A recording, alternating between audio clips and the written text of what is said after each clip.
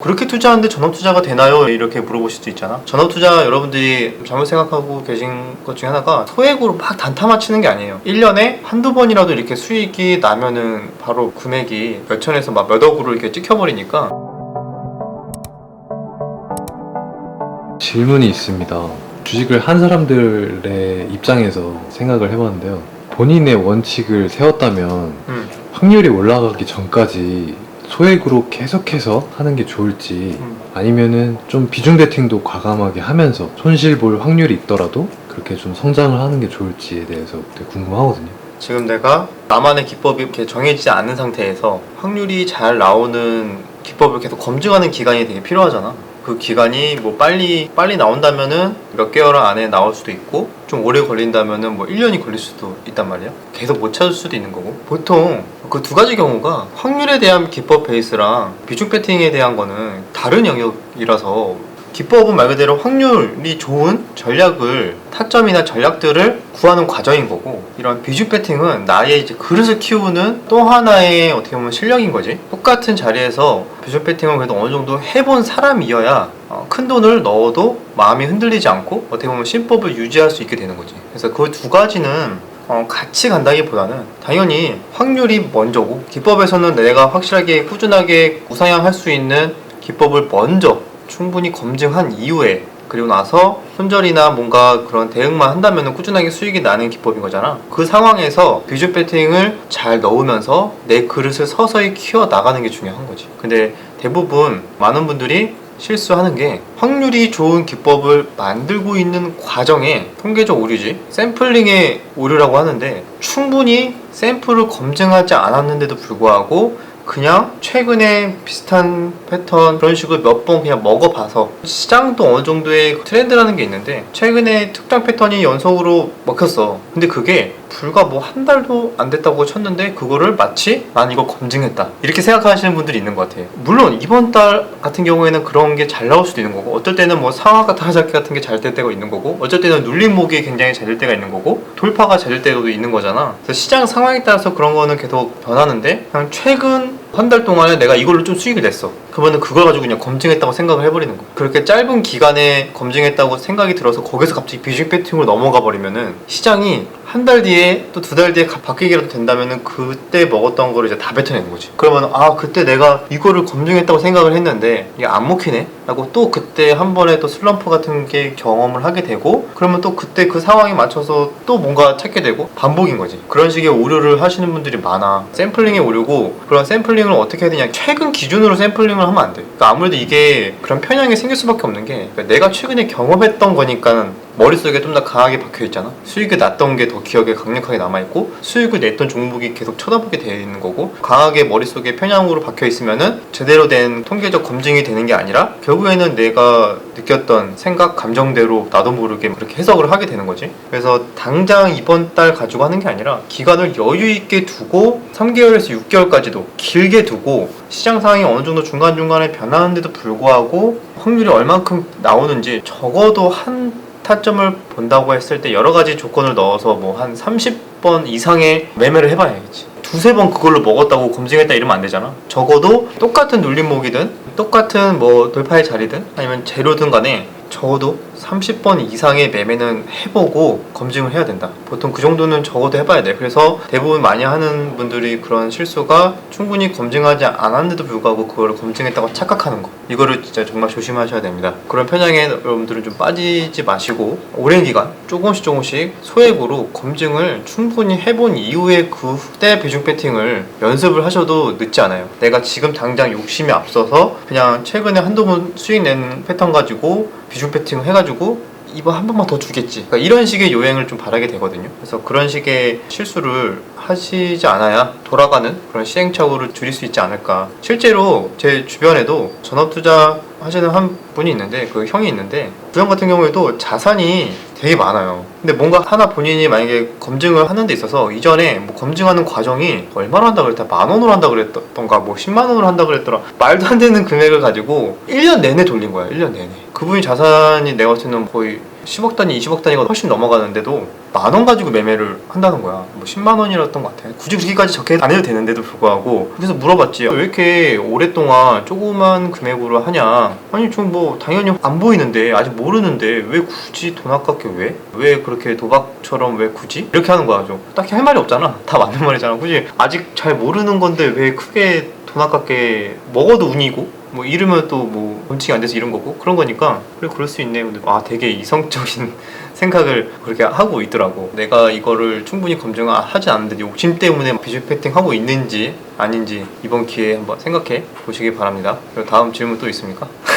주변에 전업 투자하는 분들이 좀 있나요? 몇 명 있지. 그런 분들은 투자 전략이 어떤 식으로 하시는지 어떻게 살아남는지 궁금해요. 근데 많이는 없어. 전업 투자를 도전했다가 포기한 분들은 몇 분 있지. 근데 그래도 지금까지 오랫동안 몇 년 이상 계속 한 5년 이상 꾸준하게 잘 살아남고 그다음에 수익도 잘 내고 있는 분들은 내 주변에는 두 가지가 있어. 좀 여유 있게 수익이나 납주 매매나 약간 좀 빠질 때 위주로 눌림목 위주로 매매하는 사람이 있는데, 그 친구도 역시 그거가 이제 주 무기는 아니었어. 장기 포트도 있었고 모두 있었는데, 월 고정적인 캐시플로우는 그런 눌림목 단기 매매로 월 얼마씩 계속 수익을 내고 있었고, 그 외에도 자산을 크게 늘리는 그 과정은 장기 투자에 좀 포커스를 많이 맞추더라고. 그런 친구가 하나 있었고, 또 한 명은 내가 방금 말한 그 형인데, 그 형 같은 경우에는 오로지 이제 가치 투자, 거의 100% 가치 투자 위주로 하는 것 같아. 모멘텀도 잘 안 하는 것 같아. 가끔 가다가 이제 섹터가 바뀔 때 그런 어떤 특정 모멘텀을 받지 않을까를 가지고 섹터나 종목들은 선정을 하는데, 그 역시 그 섹터 안에서 저평가된 거를 찾는 게 가장 중요하다고 생각하더라고. 예를 들어서 몇 달 전부터도 중요하게 봤던 섹터가 금융, 건설 쪽을 위주로 보고 있었는데, 왜냐면 이제 금리 인상 시기가 올해 말로 갈수록 계속 이야기가 나올 거니까 주식시장은 6개월 이상 빨리 반영될 거다 해서 장기 투자 포트를 금융이랑 건설 쪽으로 쫙 이렇게 포트를 편입을 한 거지. 근데 종목이 많잖아.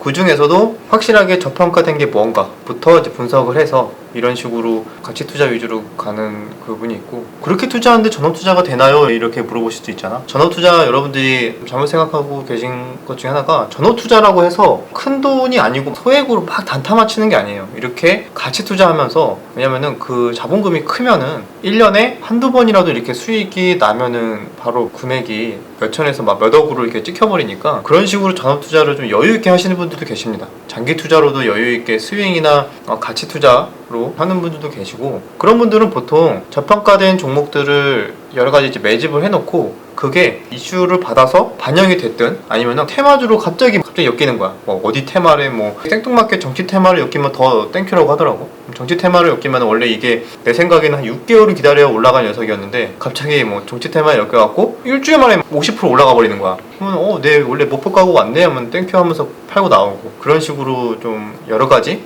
저평가된 종목들을 그냥 뿌려놓는 거지. 그렇게 투자하시는 전업 투자자분들은 대부분 자산이 되게 많다. 그리고 뉴스 매매 위주로 초단타로 또 얼마나 오랫동안 한지는 정확하게는 모르겠는데, 그렇게도 뭐 살아남는 분이 꾸준하게 수익을 잘 내는 분이 있긴 있더라고. 시황 매매라고 하지. 시황 매매, 빠르게 접근할 수 있는 뉴스창은 뭐 따로 띄워놓고, 뉴스가 만약에 나온다, 예를 들어서 뭐 메타버스 관련된 정부에서 뭘 한다는 게 딱 떴어. 그러면 그거를 바로 보자마자 키움증권 뉴스창이나 이런 거 뜨기 전에 최대한 10초에서 20초 안에 바로 메타버스 관련주 딱 검색해서 바로 시장가 매수, 이런 식으로 완전 빠르게 뉴스 매매나 시황 매매를 하시는 분들이 있고, 꼭 그런 게 아니더라도 특정 개별주에 뭐 호재가 빵 뜬다 그러면은 그냥 재료의 세기를 바로 판단을 하고, 그 경험이 좀 있어야겠지. 이거는 20%짜리, 이거는 상한가짜리, 이건 10%짜리, 뭐 이런 것들이 본인만의 어떻게 보면은 뭐 데이터를 검증을 남들이 해왔겠지만, 그걸 가지고 바로 보자마자 매수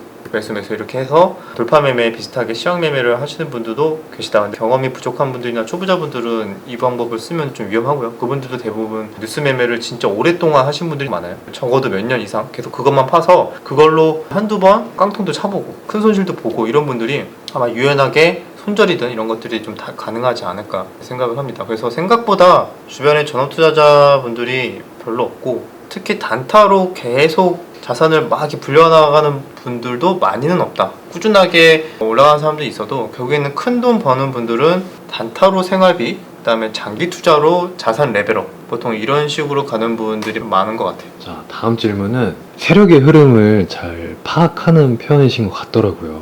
그래서 혹시 예전에 당해본 적이 있는지.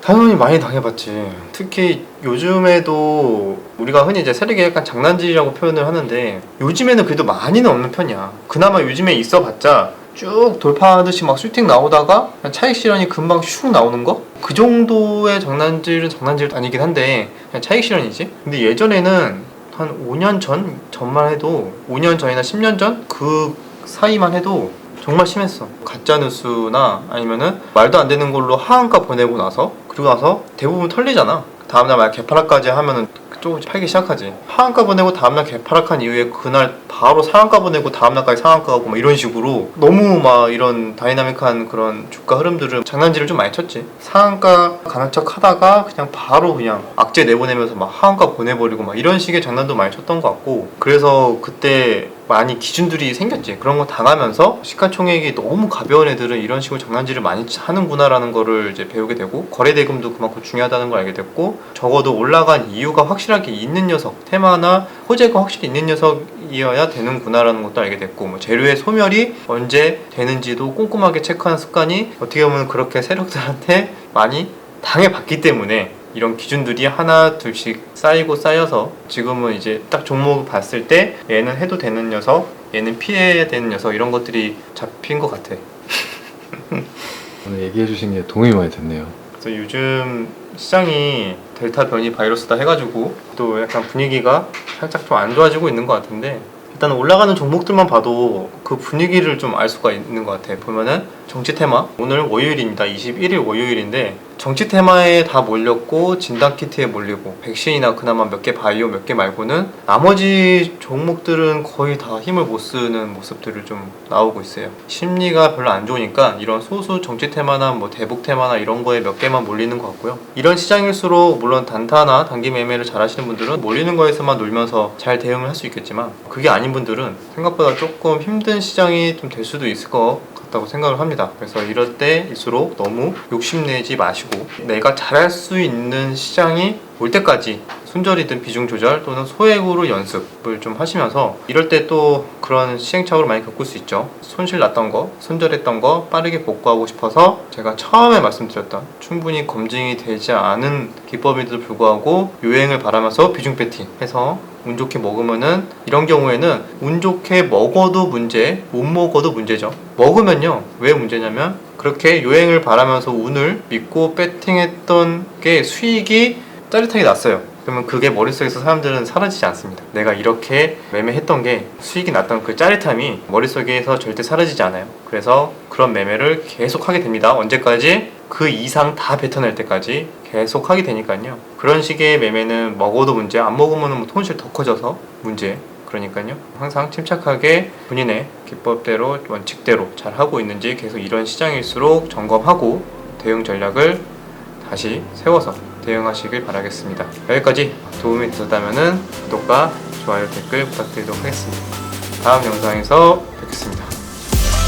너 자꾸 전업투자에 대해서 물어보는 것 같은데 전업투자 준비하는 거 아니지? 아니죠. 요즘에 좀 전업투자의 루틴이라던가 뭐 그런 전략이라던가 좀 많이 궁금해하는 것 같다? 구독자분들이 궁금해하시니까 대신해서 묻는 그치? 전업투자 한다고 갑자기 사라질까봐.